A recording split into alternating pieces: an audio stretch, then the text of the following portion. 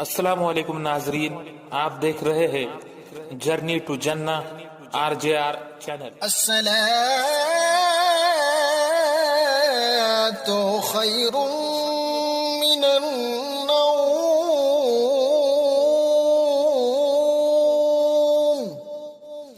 अस्सलातु खैरुम मिनन नौम। की ज़बात कितनी अहम होती है, इल्म शरीयत कितना। हजरत गरीब नवाज 15 साल की उम्र में वालिद गिरामी का इंतकाल हुआ। फिर जब वालिदा का इंतकाल हुआ, पक्सन 5 चक्की भेज दी। इब्राहिम कंदूजी आए थे, उन्होंने एक जलवा दिखा दिया। मैं वाकई की तफसील में नहीं जाऊंगा। आप सब कुछ बेच के कहां गए? इब्राहिम कंदोजी जो अल्लाह के वली थे, उनकी बारगाह में आपने अंगूर पेश किए, अंगूर के बाग के। उन्होंने अपनी झोली से रोटी का खली खुश्क टुकड़ा खिला दिया। बाज़ रिवायत में तब चबा के खिला दिया। बहरहाल चाहे चबा के खिलाया हो, वैसे खिलाया हो, गरीब नवाज ने खाया तो दिल की दुनिया अजीब से नूर में पहुंच गई। इधर इब्राहिम कंदोजी गए हैं। जब हजरत गरीब नवाज को इफाका वाक़िया असल हालत में आया तो दिल में तड़प हुई कि इन अनवार को मुझे हासिल करना है। तब क्या किया? 5 चक्की बेच दी, बाग बेच दिया, बहुत सारी रकम फकीरों को पर खैरात कर दी। क्या किया? इब्राहिम कंदोजी की तलाश में निकले। आज का अगर आदमी होता, होश में आता तो कहते यार वो बुजुर्ग कहाँ गए, उनको तलाश करो। अब तो मैं उन्हीं की सोबत में रहूंगा, चाहे नमाज सही ना हो, वजू का तरीका ना आता हो, गुस्ल का तरीका ना आता हो, क़िरात उसकी सही ना हो, शीन काफ सही ना हो, मसाइल शरिया को नहीं जानता हो, दीन की सही तरीके से सहमज व फहम ना हो, आदाब बंदगी न जानता हो। कहेगा वो अल्लाह वाला कुछ खिलाया था, अजीब सा नूर हुआ था, अब उसी को तलाश करूंगा, उसी के साथ रहूंगा। अब मौलाना कहेंगे जब मदरसा हिलालिया में चलो भाई, अगर तुमको शौक है पहले यहाँ पढ़ लो, बाद में तुम बुजुर्ग को नहीं, कोई जरूरत नहीं। अल्लाह वाला मिल गया तो हमको न मदरसे की जरूरत है न मौलाना की जरूरत है। मगर गरीब नवाज जिनसे इस इदारे का इंतसाब है,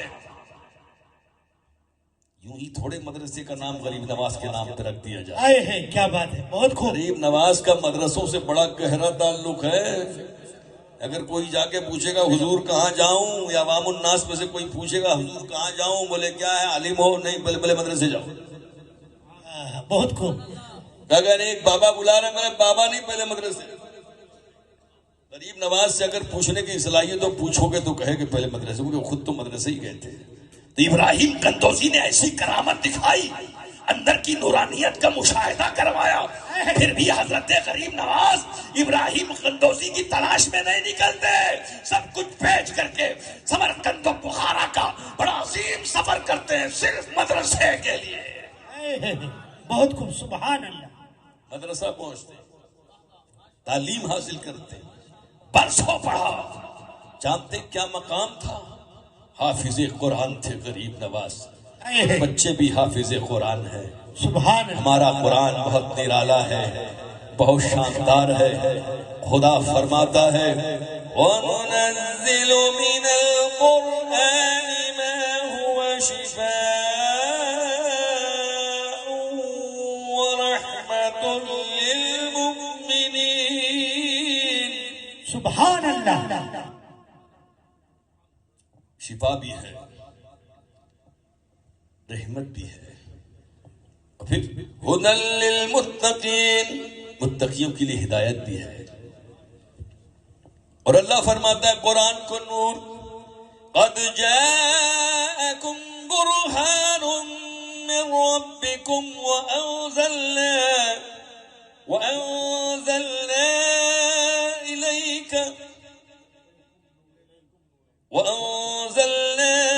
इलैकुम नूरन मुबीना। सुभान अल्लाह। अल्लाह फरमाता है तहकीक के तुम्हारे पास اللہ کی طرف سے برہان آ گیا اور ہم نے تمہاری طرف روشن نور کو اتارا ہے. تو قرآن نور بھی ہے، صرف ظاہری باطنی نور ہی نہیں، اس کے اندر باطنی نورانیت بھی ہے، اس کے اندر ظاہری نورانیت بھی ہے. آؤ حضرت غریب نواز طالب علمی کے زمانے میں اپنے حجرے کے اندر جمعہ کی رات کو قرآن کی تلاوت کر رہے ہیں.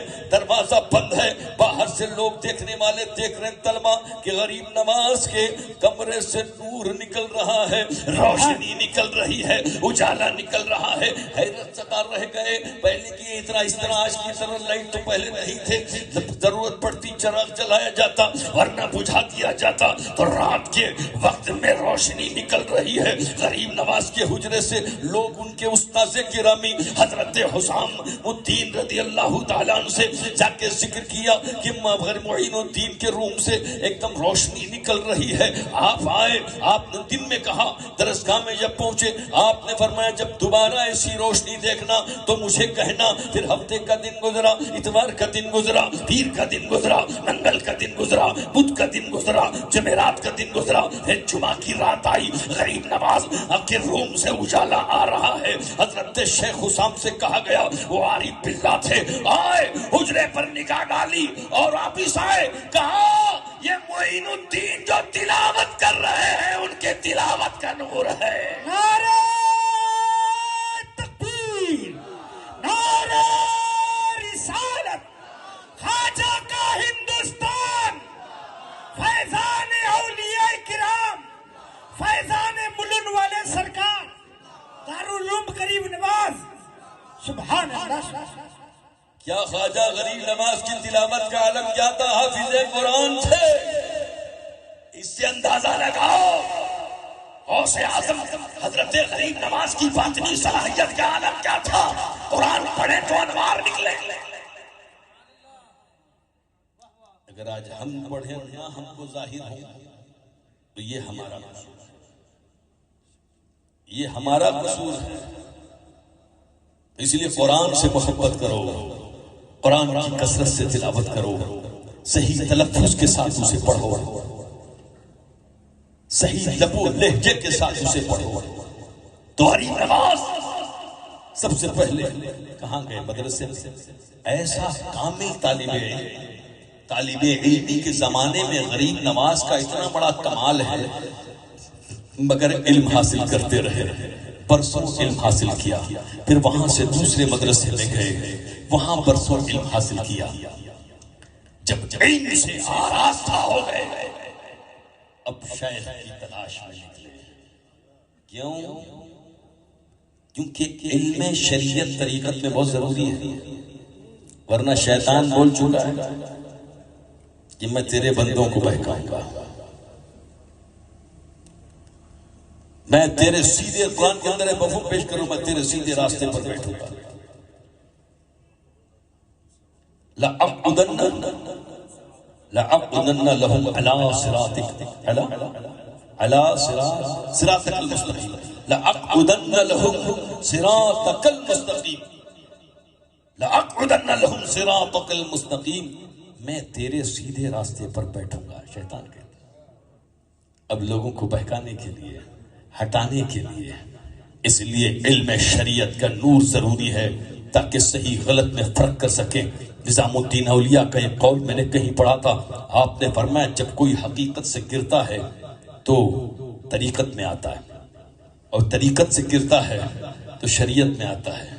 کہ شریعت سے گرتا ہے تو اب کوئی مقام نہیں ہے، اب کوئی مقام نہیں ہے. اس لیے اولیاء اللہ پہلے مدرسوں کا رخ کرتے ہیں تاکہ علم شریعت حاصل کر کے علم پر عمل کر سکیں. اور جس کے پاس علم نہ ہو کم سے کم علماء سے رابطہ رکھے. اگر کوئی طریقت کی منزلیں طے کرنا چاہتا ہو، اگر کوئی مجاہدہ طے کرنا چاہتا ہو، وظیفہ کرنا چاہتا ہو، تصوف کی منازل طے کرنا چاہتا ہو، اللہ کا ولی کا ہونا چاہتا ہو، اس کے پاس اتنا ٹائم نہیں ہے کہ 10-12 سال دے کر کے مدرسے میں عالم مولانا بن جائے، تو وہ کم سے کم علماء سے محبت رکھے، ان سے رابطہ رکھے، اور رابطہ رکھ کر ان سے دین کو سیکھے اور ان کی رہنمائی کو قبول کرے، تاکہ شریعت میں کامیاب ہو۔ جو شریعت پر عمل میں کامیاب ہوگا وہ طریقت میں بھی کامیاب ہوگا۔ سبحان اللہ۔ جبھی میرے نبی نے فرمایا کن عالما او متعلما او مستمعا او محبا ولا تكن الخامس والا فتهلك او كما قال رسول اللہ صلی اللہ علیہ وسلم۔ میرے نبی نے فرمایا تو عالم ہو جاؤ، یا تو متعلم طالب علم ہو جاؤ، یا علماء کی بات سننے والے ہو جاؤ، مستمع ہو جاؤ۔ مستمع ہونا صرف محفل میں بیٹھ کے، مستمع کا مطلب عام معنی ہے ان کی بات کو سننا اور اس کو سماع قبول، اور یہ سماع اذن دونوں کو شامل ہے۔ مستمع بنو، چونکہ اب جب سماع قبول ہی نہیں کرنا ہے تو پھر سماع اذن سے اتنا زیادہ فائدہ نہیں ہوگا، یا ان کی بات سننے والے بنو۔ اگر یہ بھی نہیں ہو پا رہا ہے، علماء سے ملاقات نہیں ہو پا رہا ہے، یہ کافی دوری ہے، تو آپ فرماتے ہیں ان سے محبت کرنے والے بنو۔ سبحان اللہ۔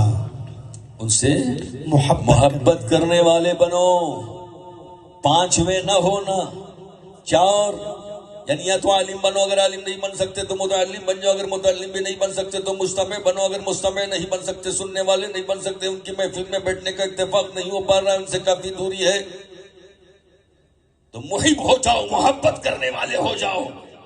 یہ چار منازل نبی نے ذکر کیا، پانچواں نہ ہونا ورنہ ہلاک ہو جائے گا۔ پانچواں نہ ہونا، تو یہ آج کے بعض کیسے بابا، سب بابا نہیں، آج کے کچھ بابا ایسے ہیں علماء سے دور کرتے ہیں۔ ارے عالم لوگ وہ کیا جانیں گے طریقت کیا، ہم تو خلیفہ ہیں۔ کس کے خلیفہ ہیں بھائی؟ حضرت غریب جنید بغدادی سے کسی نے کہا حضور کچھ لوگ شریعت پہ عمل نہیں کرتے، کہتے ہیں ہم کو شریعت کی ضرورت نہیں، ہم بہت پہنچے ہیں۔ آپ نے فرمایا صحیح کہا انہوں نے، وہ بہت پہنچے ہیں، مگر کہاں پہنچے ہیں؟ جہنم۔